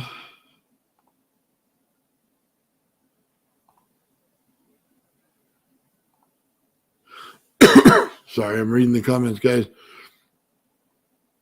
Oh.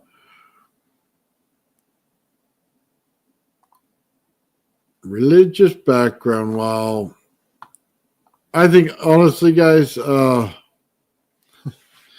have to separate God from religion. And I think a lot of us find this out when we start doing these projects. Religion is a tool to oppress in many ways. And God isn't. God's beloved. And God wouldn't put people to the stake and set them on fire. And for those people who follow those things, I'm sorry, I just don't believe in them. Those religions suck. You're oppressing humanity. You were given a power greater than you should have, and you abused it. And I'm not a fan. Fanning God, you know what I mean? Always believe in the big man upstairs. I don't have to believe in religion to do that. Religion oppresses people, and I don't like it. So, yeah. Yeah, you separate them.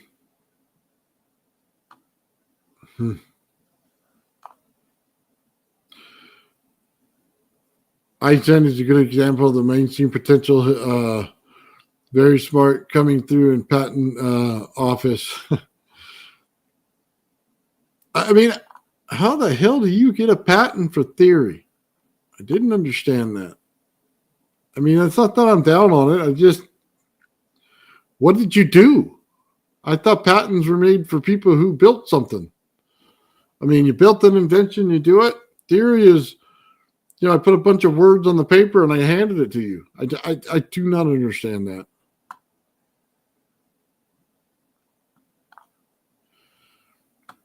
Yeah. That's the whole point, isn't it? You are to look inside yourself and become a better person and treat human beings the way they're supposed to be treated. That does not involve burning people at the stake. Sorry, it never did. You don't speak for God. You were speaking for the devil when you burned people at the stake. So I'm sorry, man. You wrong altogether. I do not agree with some religions at all. So, yeah. Information downloads for meditative state. When I get to that point, man, I'm going to learn a lot more.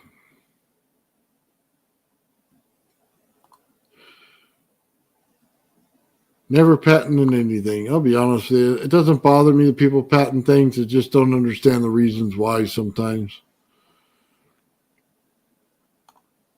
You don't even need to build. Yeah, that's what I'm saying. You don't need to build anything. What's the point? I mean, you could just listen to a story from somebody and go down to the patent office and patent it. That's ridiculous. Maybe you should have to prove it's a thing.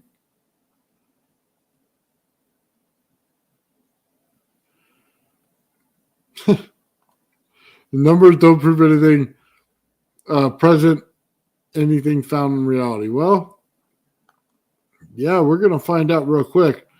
I'll be honest with you, space-time is a pile of it. And time dilation's the right way to say it.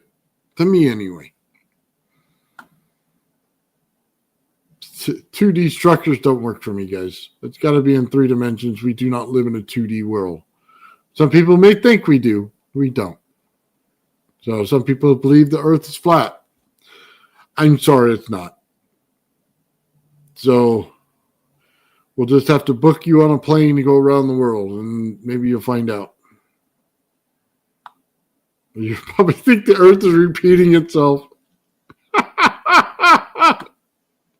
It's doing the repeater, Nathan. I'm in the plane. It's repeating itself.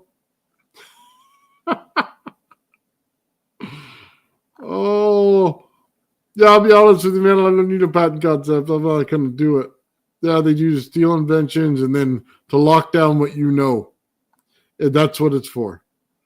I'll never put anything in a patent office. No, thank you. I'll just give it out to everybody. You could build it. And by the time they catch on to it, man, maybe everybody will have it. Oh.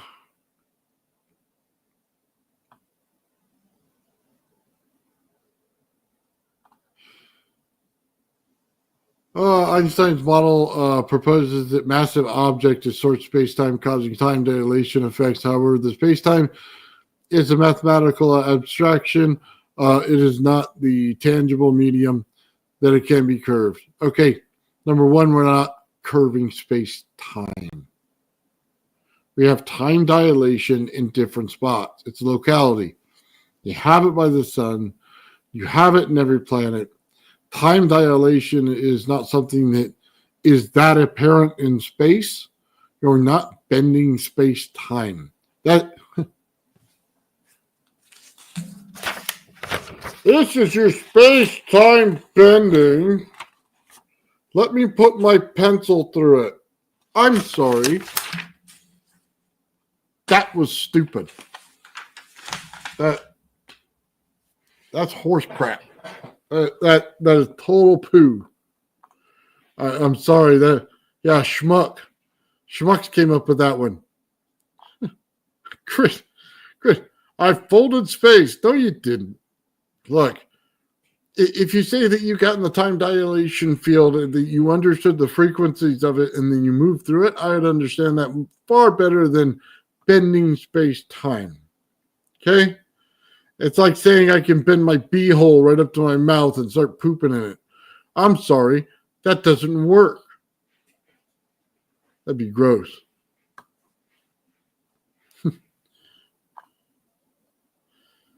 Oh.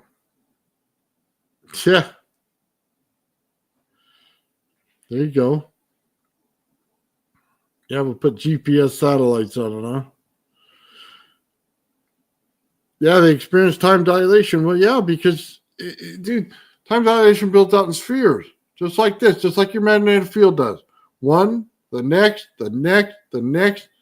So, yeah, when you get to the surface of the planet and then you go, beyond that to the outside in space, of course you have time dilation. I mean, think about it going the other way now. Time dilation goes on the inside. It's not that hard of a concept. You're not bending the space around you at all. You're creating a field.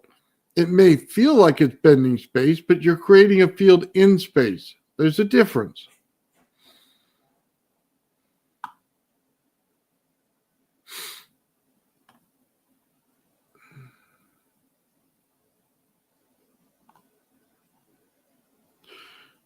There you go.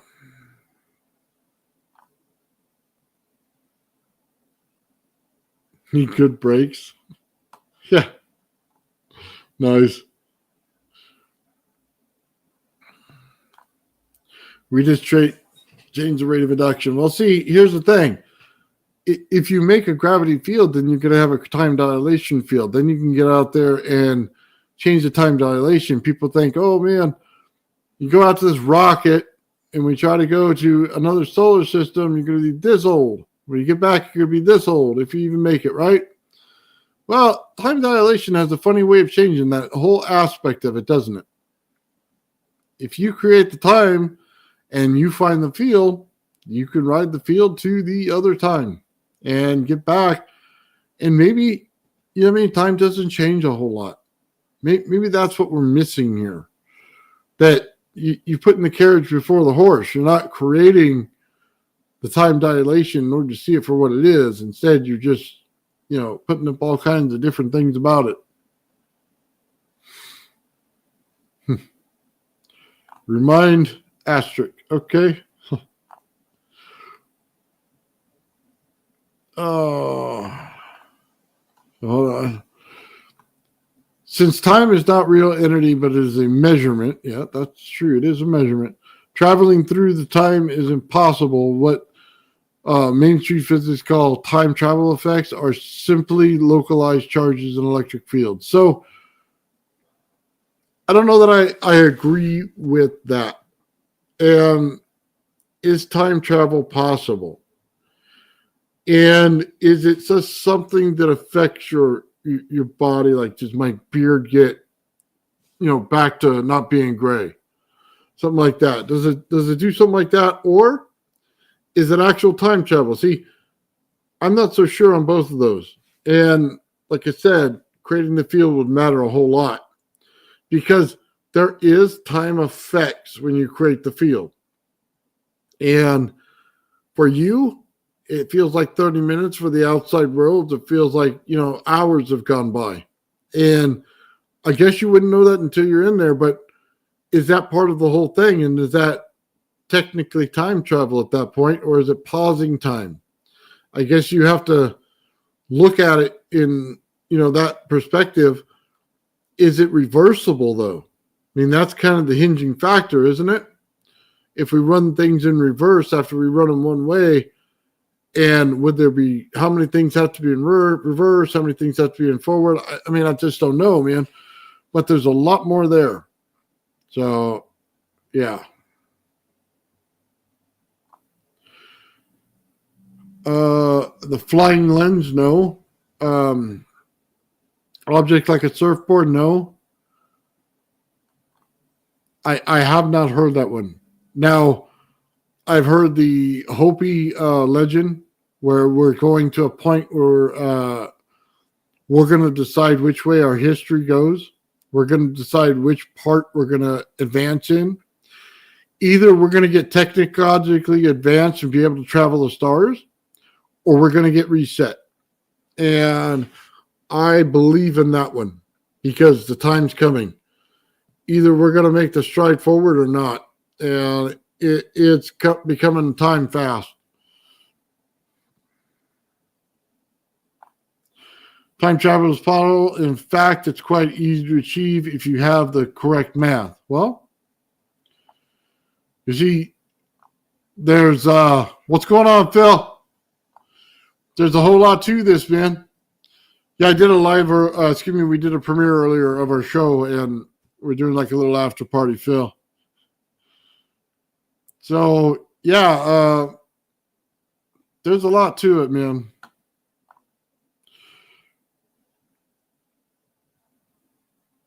Sal Paez has already claimed to have the math in his patents.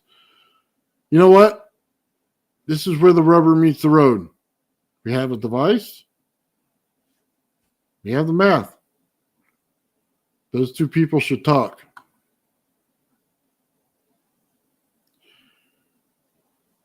Let's see. We got a different perspective here. There's only now time is an illusion of a linear sequence of events. Time can also be as coordinates to a particular point in wave and cycle. No numbers is jumps to frequencies. Well, yeah. That could be a possibility as well. It could be our understanding of time is just wrong. That's probably the best way to say it. We are wrong in our understanding of it because we see from birth to death, and time doesn't function that way. And I agree with that. I mean, you can't think that time travel is possible unless you think that there's something different between, when you're born and when you die. Taking notes. Yeah, awesome. There's a lot to discuss here, man. And it helps when you got a lot more perspectives looking into it.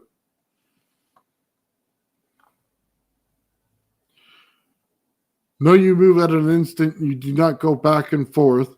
Know your perception as the rock or your friend showed you was made on Earth. Multipoles made it.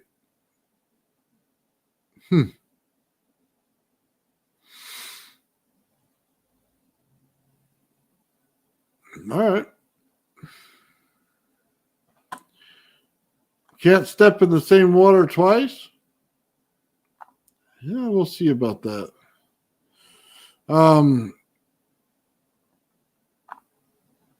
Let's see.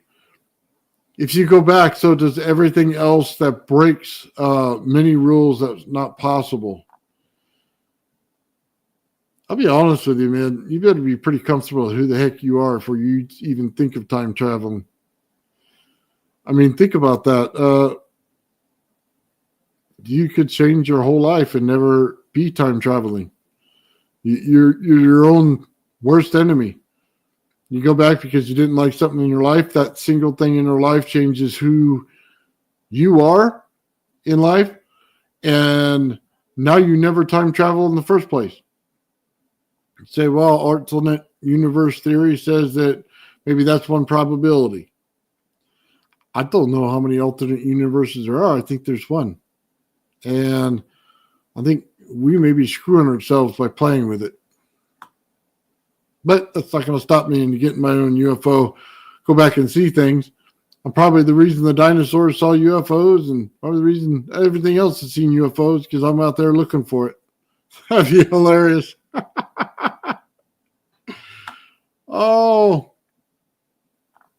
Let's see. Time is like movement. If nobody does it, nothing goes by. 100% agree on the Hopi thing. There's a lot to it, though. Yeah. I figured there's a ton more to it. You know, honestly, that's one place I would like to travel to and listen to the story for myself from the elders. That would be awesome. That would be a trip worth taking. Because you know you're going to get more than the story. You know you're going to get certain rituals that they do, certain things that they do, certain practices they do, and certain ways they do things. I think, honestly, man, that whole thing would be awesome. I think everybody could benefit from that. Let's see. Had it in hand, it looks like with ferrofluid, you will see the flip in the fields. Well, we'll find out. Yeah, it'd definitely be fun to discuss that. Yeah. Let's see. The math has to represent an actual phenomena. And I'll be honest with you, I don't know that you can write the math before you see the phenomena on that one.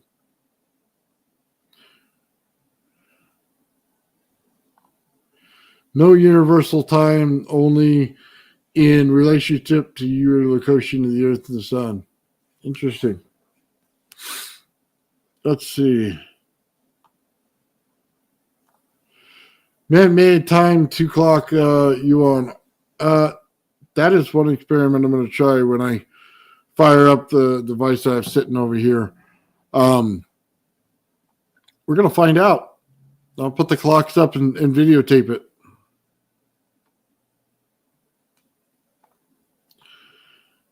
You can move in an instance. Well, yeah, does everybody slow down? Are you like the Flash? That'd be cool. They got to do donuts around people.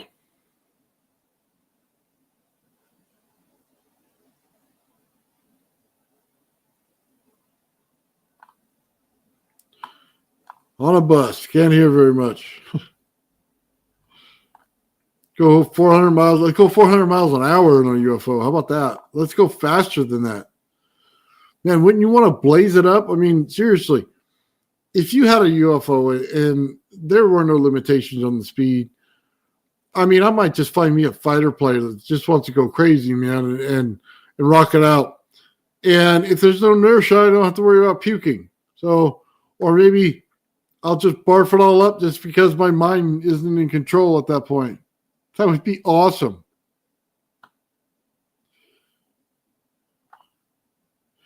Space-time was designed to confuse, not make sense. Well, yeah, dude, take that paper, put it in strips, and wipe with it. That's what you need to do.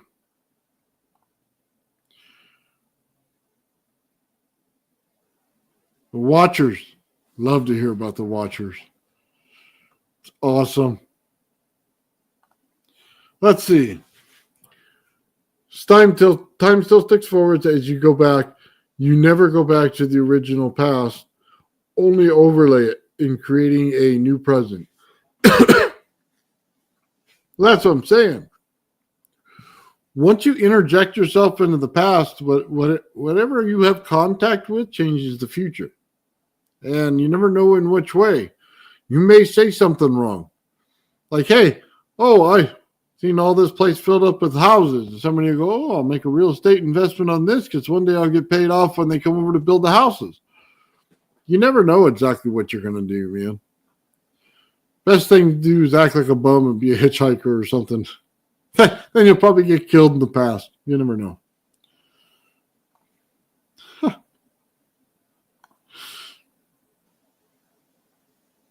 Oh, man. Can you explain the ship if the cops pull up?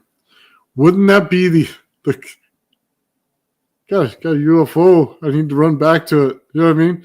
You better have a field over there to hide you. I mean, Johnny Law's going to impound your UFO. Then you ain't time traveling no more.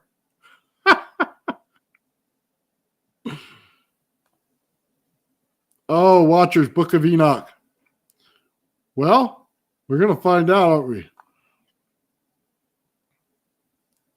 Time is a human concept. To define our state of position in the rhythms of all around us. Well, yeah, of course it's a human concept. I don't know what people would do if they knew what time really was. You know what I mean?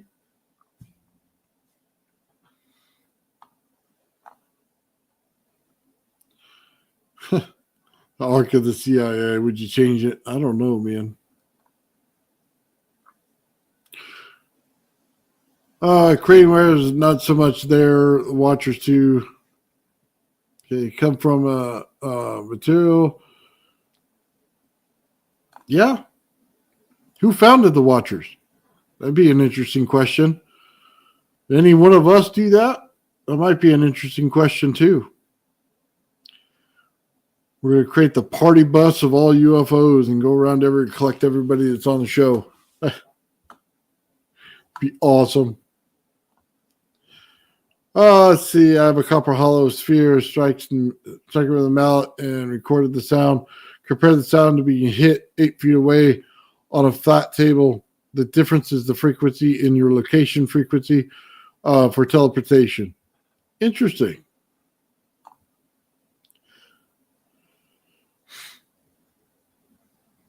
Let's see. In a plasma field.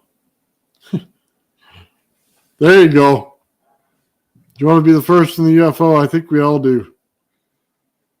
Telling you, man. Everybody get on there, man. Rock it out. Throw on a little AC/DC and then convert over to a little Sinatra. Just play all of them, man. Have a great time. Hanging out in the UFO. Yeah, throw them up in the chat, man, if you got them.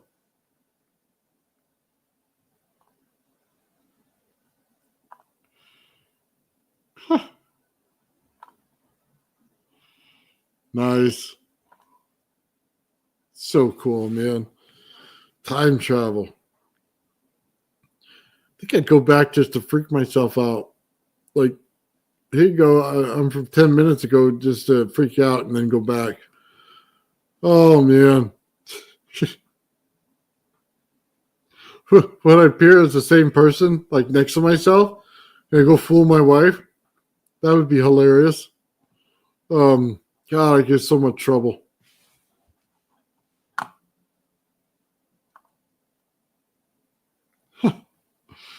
Oh, The flash around you, yeah.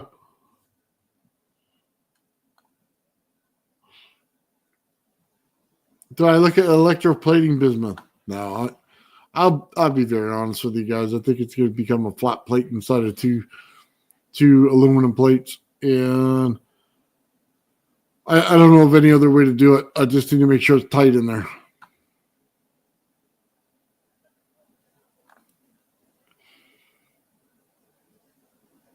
You very rarely can go back to time you existed in. Ah, crap. There goes that fun. Well, that's okay.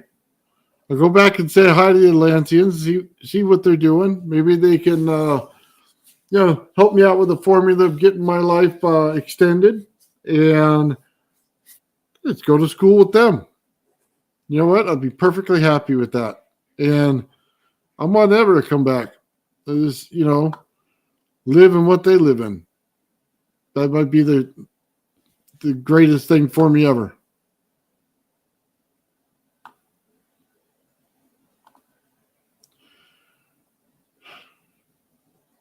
Let's see. How would that you there look make this rise, but then you will need to push vectors for movement. So, by the way, the vectors for movement are very easy. Go to Otis T. Carr, look up his UFO, see the C-shaped capacitors on them. He doesn't run those all the time. Run each one on the direction you want to go. You want directions, that's your answer. When you're dealing with something like this, it goes back to the Byfield-Brown effect, and that's exactly how you want to pull that off. So, yeah, that one was fairly easy to figure out. Nice.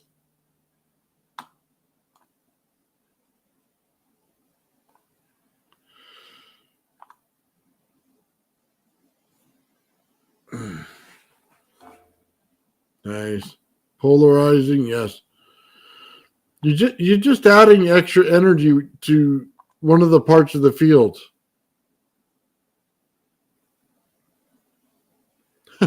Buy a few Bitcoin. Yeah, watch. You buy a few Bitcoin, you get to the future, and they're completely worthless. You overshoot your destination.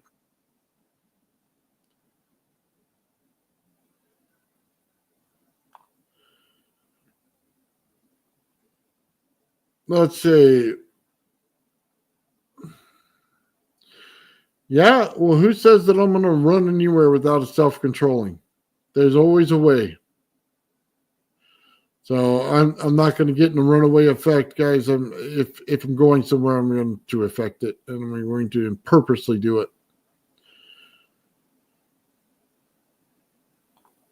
Creating a standing wave. See you on Monday, 8th. Very much. Thank you very much. I appreciate it. We'll see you on Monday.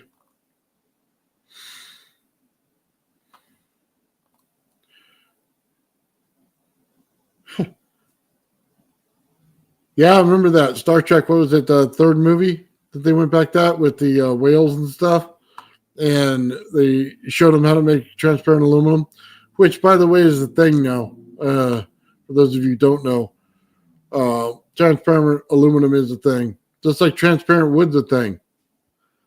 I mean, the crazy stuff they come up with. They could do that, but they couldn't figure out over Unity. Yeah, we all know who's lying there.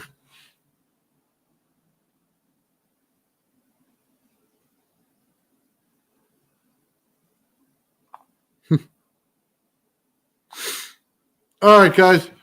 It's been 2 hours, man. Awesome day, man. We did the premiere. We got to hang out, talk a little bit, take a lot of questions, man. Guys, I hope you have a great day. I'm going to go ahead and play this one more time for you guys on the Atlantis thing. And then that'll be it for the show, man. So I hope you all have a great Sunday, and we'll see you all back on Monday. A lot of organites are sold by how shiny and how attractive they are. A lot of organites are sold by how shiny and how attractive they are. And there's a lot of things that are like bright purples and blues and all these patterns. And it's like, I'm coming in with something that's completely plain looking. So I was kind of worried about it not being taken well. But I think it worked out well. I think they're elegant and simple. Well, it's Well, more like it- what the pyramid should have been, right? Or looked like back in the day. That's the right way to do it. I That like was it. my thought. Yeah, I mean, this looks like a beautiful, crisp white pyramid and sitting in a desert. It's what it looks like. Yeah. Well, the original pyramids were built by the Atlanteans, and they didn't add the limestone because they had a different purpose. It was the Egyptians that added the limestone. And I think a lot of their purpose was for scalar effects, like for amplifying consciousness, for astral projection, for visiting different planets and stuff like that. So the Egyptians knew a hell of a lot of shit, but they're still following on the Atlantean technology. Wow. They just leapfrogged off of what worked. Yeah.